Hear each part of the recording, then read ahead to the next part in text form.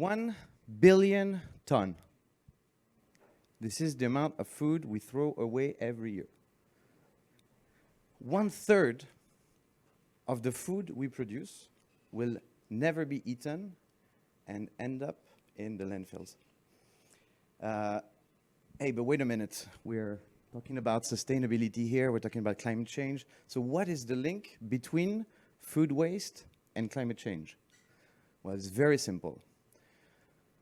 To eat the food you eat, you need water to grow the plants. You need electricity to refrigerate. You need gas to transport. You need a lot of resources.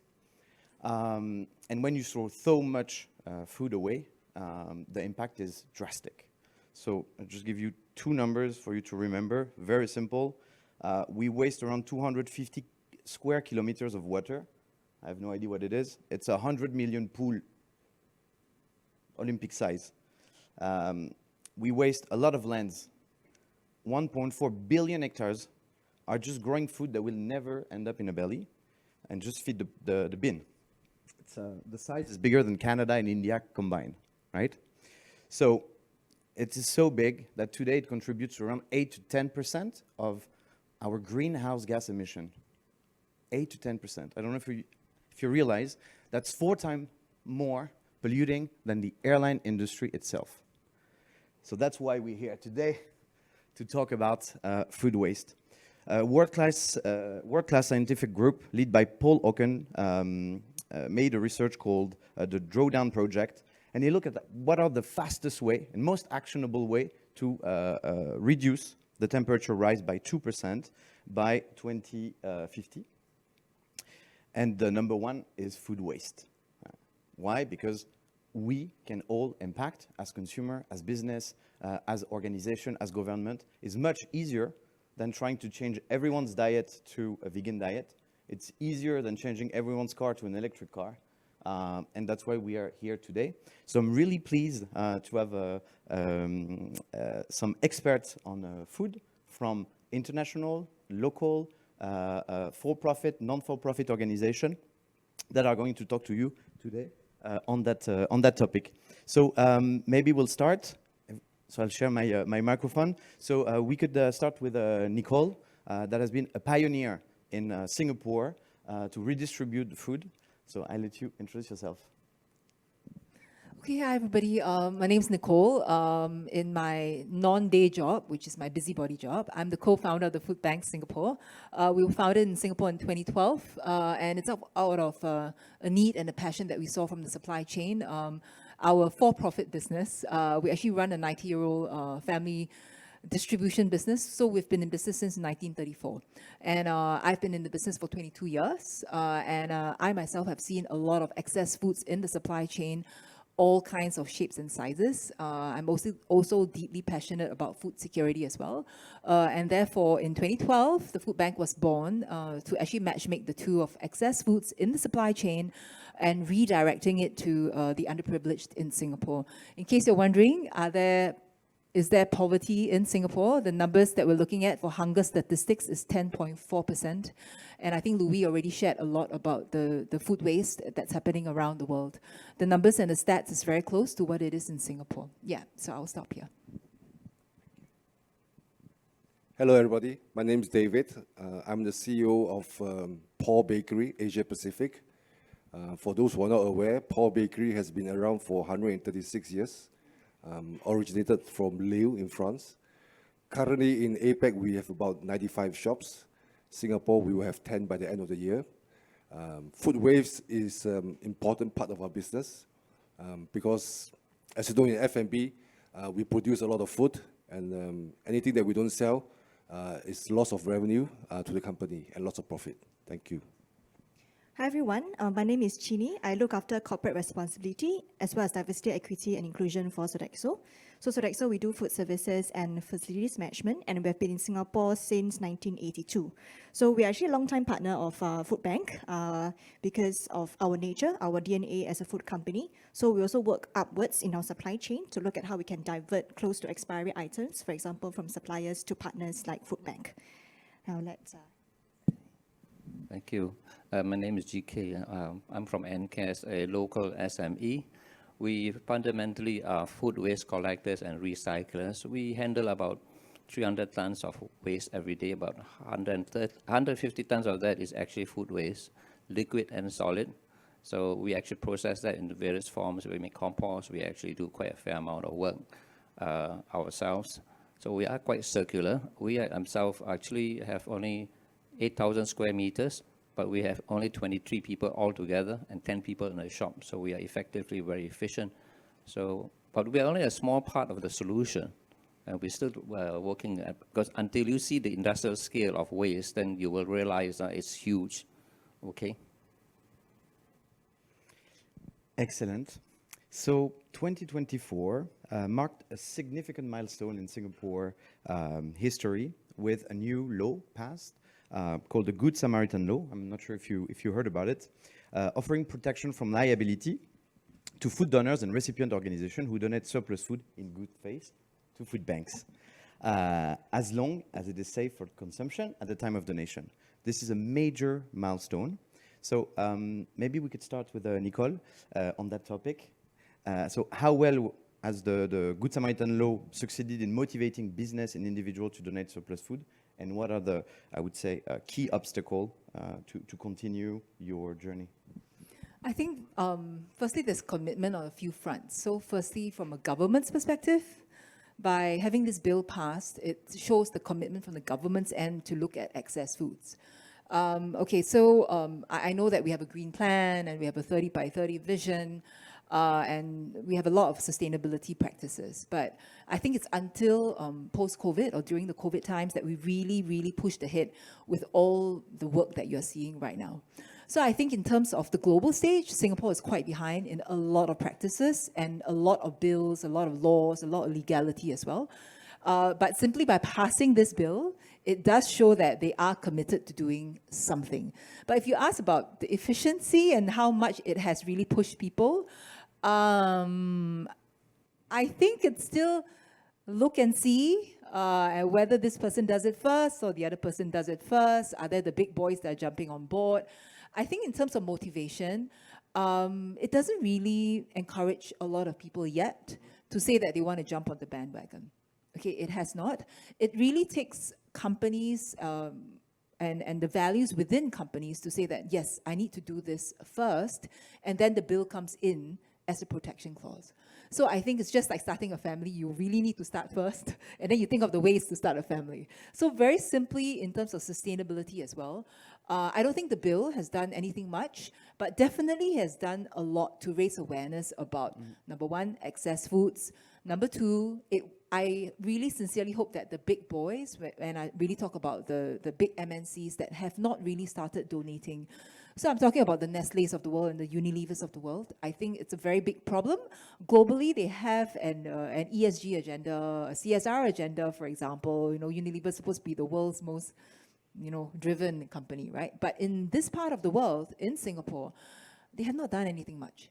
And it's very, very sad to see that. So hopefully this bill helps to protect and raise the awareness of how you can still be protected while redistributing or donating your products, instead of just dumping it to the incineration plants. And if I may just add, right, maybe some of you are wondering, like, why?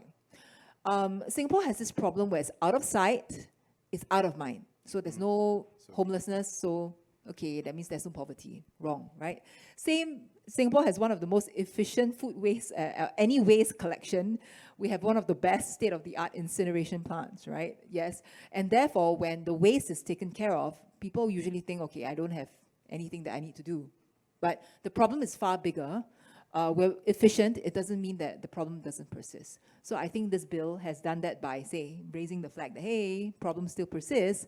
Can we help to do something about it? Yeah. So you didn't see an increase in potential donators? There has been increased questions, like, because it's a little bit complicated, right? You're not supposed to pay for anything, including logistics fees, to anybody. So as long as there's monetary transactions, they are not protected by the bill. But then therefore it's a double-edged sword, because charities like ourselves, we actually need to be funded.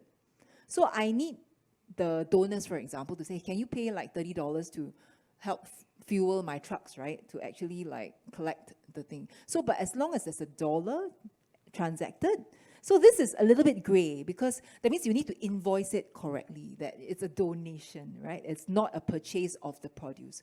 So I think we're still figuring out, and a lot of charities are still figuring out about this part, because the law simply states that no monetary transaction can be had for this bill to be activated. And then the other thing, Even if they pay for the gas. yes, because it's just about dollar value. They didn't say about whatever it is, okay? And then, of course, how do you also say that this is still good to be donated, right? There's a lot of goodwill. So what works for Sodexo might not work for Paul's, whatever works for Paul's might not work for McDonald's. And so therefore, the charities also have to be highly educated in this space. But most charities out there that accept food donations, maybe a little bit unlike our background, because we're already in the food business, so we're quite familiar with food safety regulations. Maybe the charities are also a little bit afraid to push this bill like totally, right? Like, so maybe can we push it to Yindii, for example? Like, can you safeguard, like try and sell it first. If cannot sell, then you toss to us, for example. But I'm just saying that there's still a lot of learnings that's happening, but yes, it has started. The questioning has already started. Yeah, my first reaction when I saw the bill was like, potentially the one that want to give, they already give. So maybe Queenie, you can give us your point of view, because you were working with them before the bill, right? I want to add on from a practical perspective, why operations or even the different support functions are still very resistant, even though with the new introduction of this bill.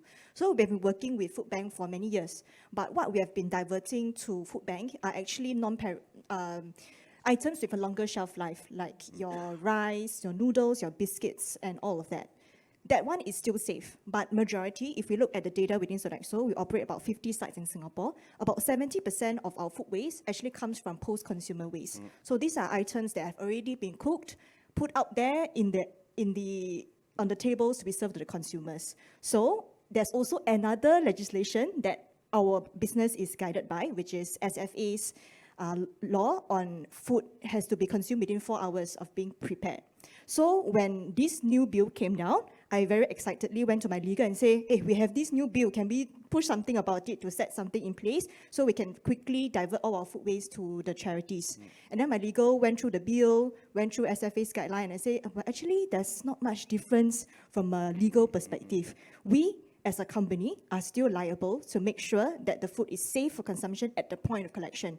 But usually when service ends for our operations is usually right at the cusp of the 4-hour mark already. Then our sites will be like, but I don't want to be liable. And it's a bit tricky for us because we are B2B 4C. So we have to answer ultimately to our clients, and we are operating on our client sites. So any reputation damage is not just Sodexo, but also Sodexo's clients.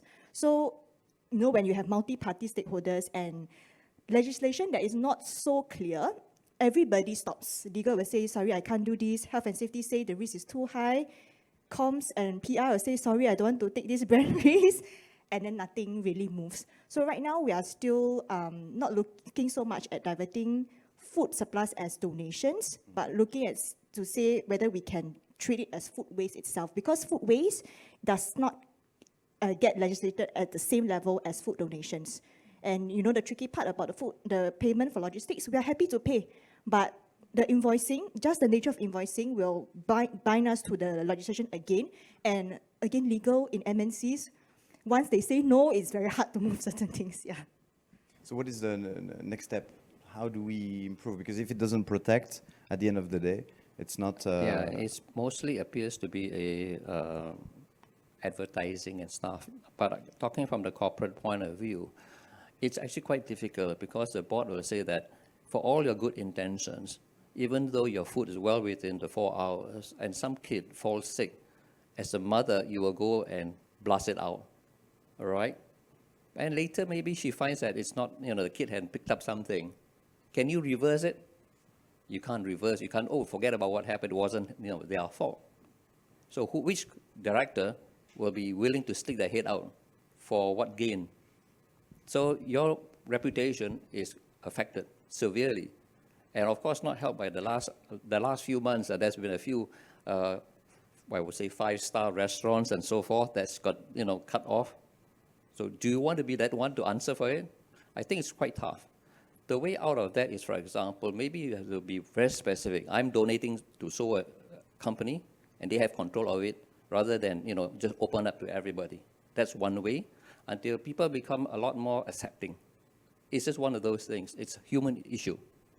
You can pass all the laws, but when the kid gets sick, the mom will get very angry, regardless of the fact.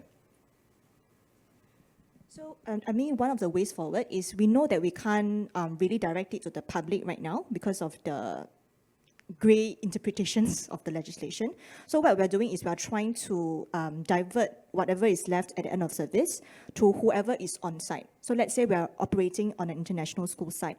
There are staff who are working on site that might not belong to Sodexo or the school. They might be the school's other vendors, like their bus operators, landscapers, technicians who are helping to upkeep the school. Then we will invite them to actually come, hey, there's actually some leftovers, but we do tell them when the food was being prepared, so they are informed. So it's a personal choice on whether they want to consume the food or not. And then, of course, they bring their own containers and they can take the food. But in that case, because it's contained on the client's side, and of course we get the client's buy-in, then it helps us to really just work around the legislation for that. Yeah, but that's the challenge that we have because of how great it is. We have to limit it to only the site people that are already there to actually take the food. This is quite interesting, but you actually seldom see food wasted when you're at universities and polytechnics. When there's an event and they know it's more or less over, quite frankly, there's a big crowd that comes in. The food disappears because students are always hungry. That's a good way to reduce food waste from events. That's nice. And I mean, Singapore. How does Singapore stand in APAC or in the rest of the world? Do we think we are advanced? Do we think we're a bit late? What's your opinion on that? APAC or Singapore, if you compare to Europe, we are far behind. Many initiatives has been implemented in Europe years ago. I think in 2017. My counterpart in Paul, UK started Too Good To Go, which is quite similar to Yindii, but they were so far ahead of Singapore. I mean, Yindii only came to the market this year. A lot of education is required, I think. I think Asians, to a certain extent, are not as pro-sustainability, if I can use that word. I mean, they want to be sustainable, but they don't want to be a part of it. So it's a lot of lip service, in my opinion, So when I compare Europe to APAC, Europe is definitely way ahead of Singapore. In Singapore, there's no legislation, actually, for the repurposing of food waste into food for humans. There is nothing. And I mean, SFA also wouldn't want to make a rule because it's problematic. There are a few startups that have actually ventured into this, making spent grains into healthy cookies and so forth, but they're all startups. Whether they will survive as a private enterprise is another story.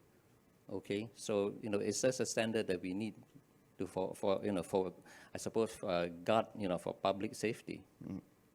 So it's a problem, but there's no real answer yet.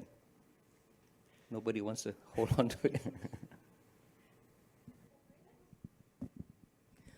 Okay, maybe if I can just chime in, right? My own observations over the last couple of years and being someone in the food industry. So firstly, I think, at least in Singapore, there's this unwillingness to eat stuff that are, I wouldn't say less than perfect, but it's like, whenever we talk to the major retailers, right, there's this need that, the items must look the best, the glossiest, the whatever, and then I will always challenge the CEOs of these organizations and say, but if you've never placed something that's alternative there, how do you know that other people won't buy that? So I think large businesses have a big part to play in changing the consumers' habits. And I think, therefore, then if you have a willingness to put up something there that's less than perfect, the shortage in shelf life or whatever it is, and then allow the consumers to make the choice. Because we have to agree, and I mean the younger generation, like most of you in the room, like the really young ones, right? You would already be born into a world where this is a part of your DNA. You know that you have to do something about it. But now there are lack of options for people to want to pick up that. So I think this is one. So how do you relook at what you call excess foods or food waste, or less than perfect food. Then the other thing, which is very typical to Singapore, I feel, while working with the large MNCs, because we are so, in Singapore's terms, we call it kiasi, as in like, we are really very scared of the food authorities and everything. It's like this 4-hour ruling. I said it's really, really silly. I know that it's here to, govern us and make sure we look after and everything like that. So, but is it a little bit too much? Is it time to relook at it, right? In the past, when I was like a young girl, we would like have a lot of tapao takeaway packets, right? And then everybody just take, and then off we go, right? So I think this 4-hour is very, very, very, very tight. So I think it's time for a review. So I think this is one. And the other thing, if I can appeal, right, is for all the large corporates. So you're talking about the SQs of the world, the MBSs of the world. Yes, they have sustainability plans. But sometimes their own SOP causes food waste. So they will not allow distributors to send items that are shorter shelf life today than it is yesterday. But every day they order from me. But that shelf life is 1 year, mind you. I'm not talking about 3 months shelf life even. But every day you order, every day you deplete the items. But why is it that you look at that shelf life like it's the end of life?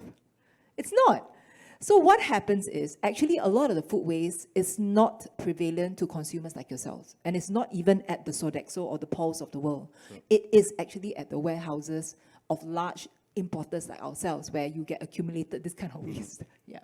That's true. There's terrible practices. I think one of the problems we have today of bad food waste is, if you think about it, it's $1.3 trillion of money that is being thrown away. So there should be someone somewhere that is losing money, right?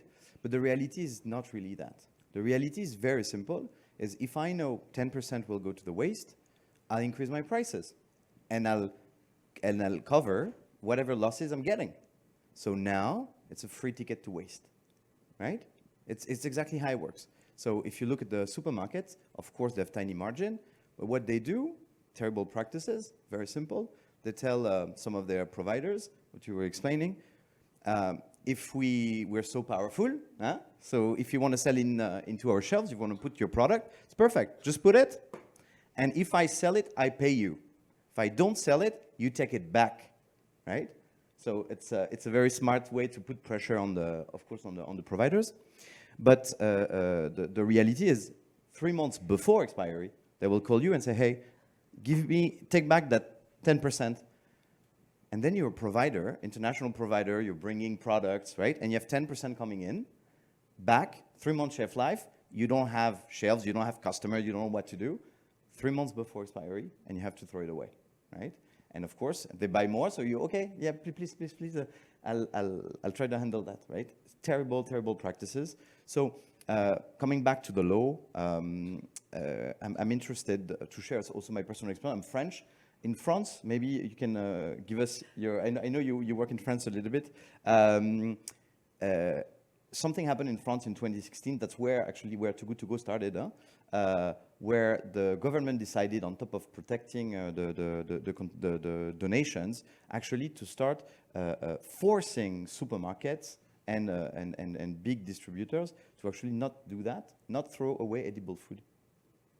Have you heard about this law? And so it's very interesting. They use the stick and the carrot, right? So the stick is fine. I think it's up to $5,000 average per day per supermarket if you throw away edible food. And the second one is a tax reduction on if they declare their food waste. And so they're forcing them to donate, actually. So now it has been a big move. It's deploying now in other countries, in California. So should we arrive to something like that in Singapore? Should we force businesses that look only after profit? Okay, so I'm an operator, right? So as a business operator, profit is important, right? I'll use Yindii as an example. Yindii helps me to reduce food wastage. So maybe I can explain, because sure. I don't know if we explain a little bit what Yindii is, but Yindii is a food surplus platform. So basically what we do is we connect food businesses like Paul. At the end of the day, they will have some unsold food. We put them into a surprise bag, and we sell it online for 50, 80% off. So that's the simple model we find. to create a win-win-win where the businesses, instead of throwing away, they make a little bit of money. The consumer get access to high-quality food at a fraction of the price. And by doing that, it's a win for food waste because we're reducing the food waste and its impact, right? So tell us your experience. So Yindii has helped me to reduce food waste, but it has also helped me to drive revenue. And the reason why I say it has helped me to drive revenue, because if you know Paul has two segments of our business. We have a restaurant, but we also have retail. And the retail part of the business is always very challenging because you need to have a full display to be attractive. If you have a half display, consumer behavior, technically they won't want to buy. They will say this was leftover from the morning. So we have to make sure that our displays are always full. But what happens is retail is very hard to forecast the business. So at the end of the day, on bad days, I will have a lot of wastages. So Yindii came along and it was a very good initiative because it helped me to be able to make sure my displays are always full because it's right for business. And if there's any things that are not sold, surplus, it goes on the Yindii app. Thankfully, my products are very popular and it gets sold almost immediately. So it helps me to drive revenue and it helps me to manage my food wastage. We actually get like 10 to 20 tons of bread every day from yesterday. All right. So we actually send them to Malaysia to become animal feed. Okay. Mm-hmm. So the solution and the problem are actually the same. Is the consumer. You wouldn't buy yesterday's bread, although after that you buy it, it'll be in your, your kitchen or your dining room for 3-4 days. So it's a consumer. We really have to change the consumer mindset and also the fact that they are accepting of bread. We also get amazingly a lot of near expired foods, all right? And that's unfortunate because one is marketing, okay?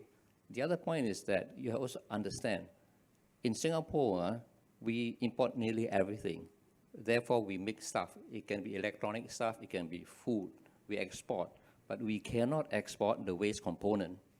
So we are actually taking, the rest of the world's waste that is left behind and processed. That is a problem. But that's part of the economy. That's part of our manufacturing. Okay? But therefore, our population cannot obviously consume so much. It's going to be inherent. But what do we do with it? We have come across many beers, brands of beers that are actually imported into Singapore, even from Laos and everything else. We destroy them because people don't buy, They can't return it all the way back to India or whatever. So the best way and the cheapest way is for them to destroy it, even though it's not going to, expire in 6 months' time. So it's a consumer behavior. And we are a competitive market. Everybody wants to do marketing and so forth. I have been to her place. It's a huge variety of food. Okay. Maybe coming back to your question, because Sodexo is French too, so we're very familiar with the laws in France. HQ always comes to tell us, France is doing this, can Singapore do this? And I'm like, Singapore regulations different, blah, blah. So coming back to your question on whether it can possibly happen here, that sort of a mandate for businesses to divert whatever surplus food they have to charities, I think actually technically for operators like ourselves is actually feasible.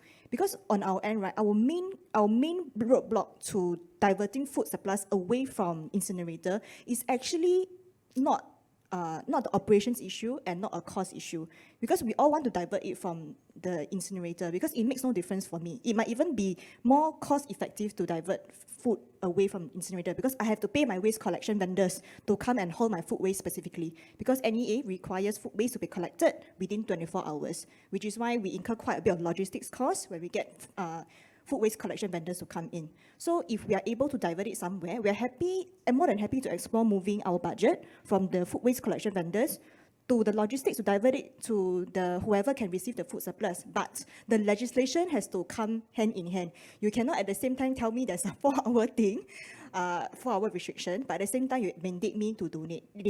The two legislations or whatever multiple legislations have to make sense together so operators like ourselves won't find it too confusing or we stop or we become very slow in adopting because we are just confused and we need time to go to different agencies to go and clarify. Yeah, so I think it does work for operators like us, but the legislation has really to come together. So we talked about donation, we talked about animal farms, animal feeding, we talked about distributing the food to local staff or people working in the same area. Do you have other maybe tips or idea for any food business around that is trying or starting or continuing in zero waste journey?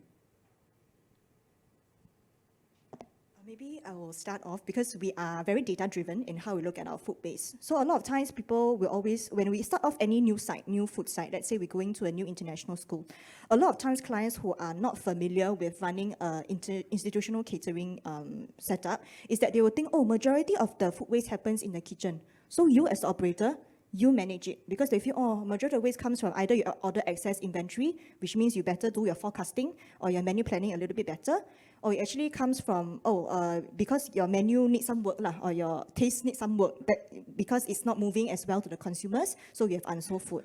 But actually majority of, when we start tracking the data, actually really over 70% is really the consumer plate waste. You serve a standard portion to them, and the consumers, and they don't finish it for whatever reasons, or sometimes it's a buffet setup, and when you're hungry, you tend to take more, and then as you eat, you are no longer that hungry, and you leave things behind. So I think the key number one thing is to start tracking. Do you really know where your food waste is coming from? So as we collect data, we recognize this, and then when we sit down with our client, then we can start devising ways to bring down that consumer plate waste. Because kitchen waste and everything, you can be rest assured we are taking care of it because it affects our costs. If you want to increase our gross profit margin, our GP, you rest assured we are taking care of that as a business. But what we cannot control is your consumers, what they are leaving behind. So when we recognize that together with the client based on data, then we can say, okay, is it because we are giving too big portions, or sometimes it's because consumer trends nowadays, especially when you serve corporate offices, a lot of them say, actually, I don't want to eat carbohydrates anymore. I've reached a certain age or stage of life where my metabolism cannot take so much carbs anymore. So they'll say, actually, you don't give me so much carbs. So we've actually introduced a menu or a practice in our operations where we actually give an option for smaller portion of carbohydrates. And that has greatly reduced the amount of consumer plate waste that we see. So again, number one is know the data for sure to understand where your food waste is coming from. Then you can tackle the right areas. Actually, in waste management, it's not a matter of taking away the food waste, all right? So if you take away, when you have the waste, what are you going to do with it? So this becomes very important. Food waste management in Singapore is not profitable. Commercially speaking, forget it, burn it. Mm-hmm. So how do you make that change? NEA has just got a recent webinar yesterday, how to valorize and so forth. They're open to ideas and all that. But at the end of the day, any ideas need to be implemented. You can have lots of people talking about it. Who is going to finance all this implementation? All right? We have looked into this. And why are we doing all this good for what? So we have to come out with a lot of money to a CAPEX investment of solutions that are not clear. Who's paying us? So this is the bad aspect. We are doing for everybody's good, but who's taking care of us? What's the percentage of food in Singapore that is properly recycled or composted? I would say it's only about 6%. 6%. Yeah, but to make it profitable, we concentrate on the industrial and commercial aspect. We get our food waste from food manufacturers, so they are obviously single stream, very neat and tidy. It's all the sorting out that takes it out. That's the one that loses money. All right. So even if you wanted to, you're going to lose money. That's a guarantee. In fact, the PWC, the public waste collection, is actually a loss-making industry. What they can charge the private sector is what makes up. Right? Shouldn't it be paid by the government? Well, it's in what form it has to be paid. The word paid for, subsidy, is not a very good word, grants. And in fact, for people like us who are operators, we don't get any kind of special treatment. We have to pay a lot of money for our lease, for our manpower, and we can't even get manpower. So that's a few multiple problems. We have to, I think, increase the, the cost of this simple disposal. It's a cost issue. We're not going to, we don't. That's why we actually stay away from public waste collection. We are pre-consumer from food manufacturers, not post-consumer. Nobody's in there for making a loss. So, through Restaurant Association of Singapore, I mentor young entrepreneurs as well. And one key issue that I have noticed is that young entrepreneurs in F&B, when they plan the menu, they like to have a big menu. They want to cater to everybody. They tend not to be creative. When I say creative, I mean for a single SKU, you can create three different dishes actually. You don't need huge inventories. And when you have huge inventories, you have more wastages. That's a fact at the end of the day. So I think a lot of education is being done by the Restaurant Association of Singapore as well, that to be successful in the F&B industry doesn't necessarily mean that you have to have everything in your menu, because business doesn't work that way. Reducing the menu, measuring are a very interesting way to reduce the wastage. We have a question from the audience. Is Singapore considering the best before label to reduce food waste in place of expiry date? Are you familiar with that? We get that every day, actually, quite a lot of them, but it's quite correct. The expiry is not that today is good and tomorrow is, suddenly it's going to be, you're going to be poisoned, right? And really, typically it's 2 years. But quite frankly, a lot of this food, especially if you have dried foods, they can last even up to 3 years. It's just that nobody wants to be putting it 3 years, right? Then you'll be seen like, what's wrong with you? You're out of the norm. But it's actually quite okay, all right? So one is expectation, but I'm all in favor of best before. And you can add another 6 months, even a year to it, actually, especially if the food is dry. So, because in France, I think that the legislation is there. For example, some of the preserves and all of that, like GPs, like even bread, for example. I asked that question because France has that legislation, I think, best before, and for example, preserves or even bread, that a person could choose to eat it. It's not really becoming poisonous. You could keep it and then consume it. So I thought it's a good way to encourage people, because the minute you see expiry, it sends a wrong signal that I'm scared to touch. Mothers are scared to feed it to children. But when you say best before, I still might take a chance and put it in the fridge and feed somebody, because a lot of the talk is about how post-consumer waste is very high in Singapore, and that cannot be donated, cannot be recycled, or nothing can be done. The only way to reduce that is through some behavior change and to encourage less wastage. So what is it that we can do? Will this help, or something like a Korean legislation on fining for food waste? So just wanted to have your ideas. Thank you. Actually, that's quite a good idea. In some parts of the world, even China, some producers actually put on production, they actually don't put best by. And when they come to Singapore, it's rejected. And they come to people like us. Yes. Yeah, so, it's actually not even gone to the market. We get to destroy it because it's just not the practice. They don't have. All right? It's like, nowadays you can just type everything and the printing machine brings it out, but that's it. Well, we have had a few trailer loads of food destroyed before they even went. You're quite familiar with it. and warehousing also, we get a lot of goods from warehouses because the tracking system they're not as good as you expect. It's still human, even though you can be computerized. But maybe somewhere in the corner you have a few pallet rows, right? Somebody forgot, and they are really expired. Throw it away. It's true that as consumer, I think we forgot that we're made a way that we actually know without any label if the food is bad. We have senses. We can smell, we can taste, we can touch, and we can see whether it's bad, right? But we forget totally about that, and we trust the number. Oh, it's the 10th of September? Okay, done. It's expired now, right?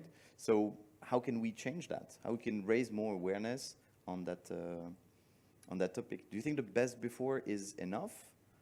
I think the signaling from the authorities is very important, because when you look at our food operations, the kitchens that we run, when we do our inventory stock take and we need to clear, whenever we get audited, and we get audited all the time, because either internal audit or the ISO audits or the government audits, a lot of times the behavior or the guidelines from the auditors will be like, anything that is expiry date, best before, I don't care. As long as the date is there, the best practice is to just discard. Because why we want to risk losing your license or getting a black mark on your audit just because you think, oh, best before or relying on your census is okay. So I think the signaling from the legislation or even from the auditors when they are doing their audits are quite important. Let's say the auditors now come and tell us, actually best before you can still use, don't need to throw as a best practice. I guarantee you my operations team will be very happy because that means we don't need to replace that batch of inventory. But the current reality is that when auditors come, they tell us best practice, as long as there's a date and you pass that date, just throw as a best practice. So to keep everyone safe and everyone can just pass the audit. So that's the reality of operations that we have to take into consideration. But if there's signaling from the auditors or the regulators, that will definitely move the needle for us. And we thought that it would help the consumer, but one of the feedback we always get is people think that the best before is the expiry date, right? So we got a complaint on Yindii, oh, look, this is expired food, you should not sell it, blah, blah, and we look at it, no, but this is the best before, the food is perfect, right? So that's confusing in general. So then you need to raise awareness on a new, on a new date that you put on your labels, and So I think because Singapore is an import country, so the reason why we don't dictate any dates is because in other countries when you're manufacturing, you can actually change the way that you date the products. But in Singapore, we can't. We live and die by anybody that we import the products on. So if it's from France, for example, it's one way of dating. If it's the US, it's another way of dating. Some are best before, some are expiry dates, some are production dates, for example. So, but that's one of the main operating reasons why it's not dictated very clearly. Actually, not all the dates are expiry dates. Maybe those that are produced in Singapore, maybe an F&N product, for example. But actually, everything else, we are governed by anybody other's countries, factories, or whatever. So I think this is one.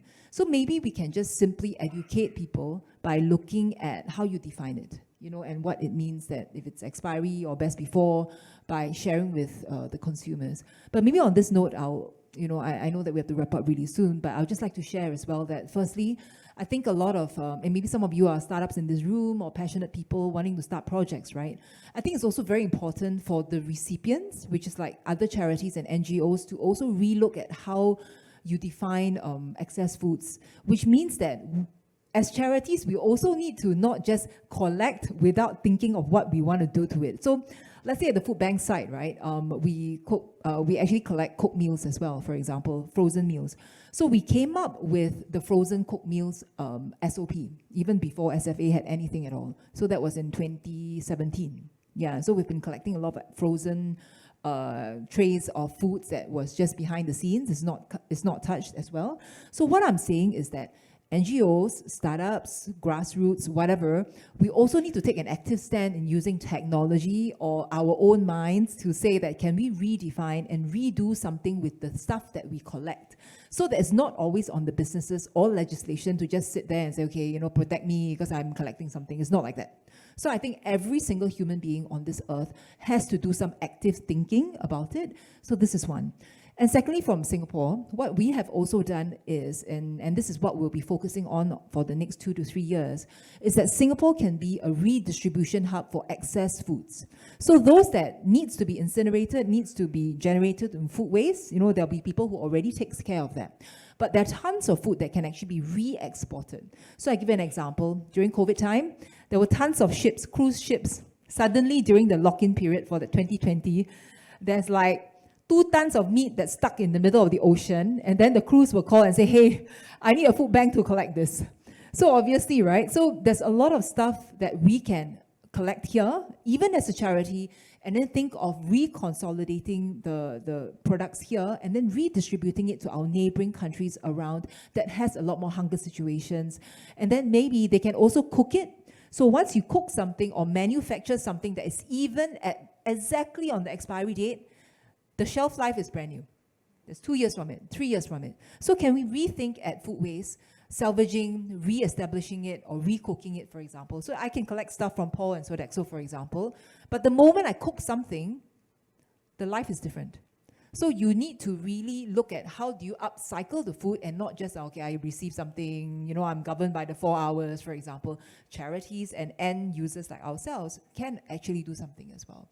And one of the stuff that we are actually looking at is to have a second-hand market. I mean, we're very good at second-hand market, right? Because cars are expensive. So if you make food just as expensive, I'm sure if you have a second-hand market, I'm very sure it will fly. Or maybe a COE for food or something. Yeah. Do you have any question you would like to? Perfect. So any wholesale warehouse for near expiring food. That was it? You can come to 218 Pandan Loop. We have a 250,000 square foot space. That's where the food bank is, but that's also where our business is actually located. So I think there is an entire market to be taken. I think in other parts of the world, especially in Europe or even in the US now, there are a lot of very interesting warehouses or interesting provision shops that are sprouting out where you are selling like still good to eat food at secondhand prices. So I think that will be an emerging trend, and someone needs to break that trend. So I think the food bank has already started some of that in that journey. Hopefully next year you'll find something very fashionable. We'll start a pop-up, right? Little Farms Part 2 or something. And then you can actually pick up stuff from us that are very close to expiry, or it's something that's reconstituted. So I think that's up and coming already, and there'll be a lot more consumer awareness also. Yeah, I think from my personal experience, the best way to educate people on food waste is to incentivize them financially, right? And Yindii is all about that. As soon as you give a consumer, especially in Singapore, a discount, they're getting very, very excited. It's not a marketing discount. It's really because the food needs to be eaten very, very quick. But at least it excites them.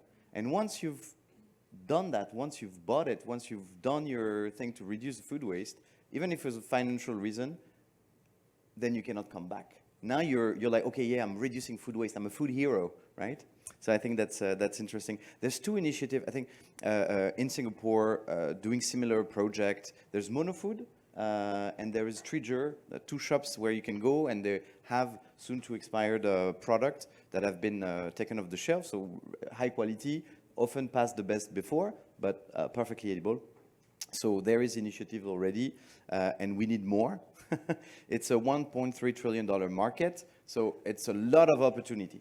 A lot of opportunity. I see every year amazing new ideas, turning bread into beer, turning pineapple leaf into bags. Incredible. So, and the best thing, it's free sourcing. Actually, this is a bit of a problem because according to when we receive, pretty much in the contract that our client wants, we want you to dispose, not to repurpose it. So the word dispose is quite clear. So it's also a contractual thing. When it goes back to our, the client.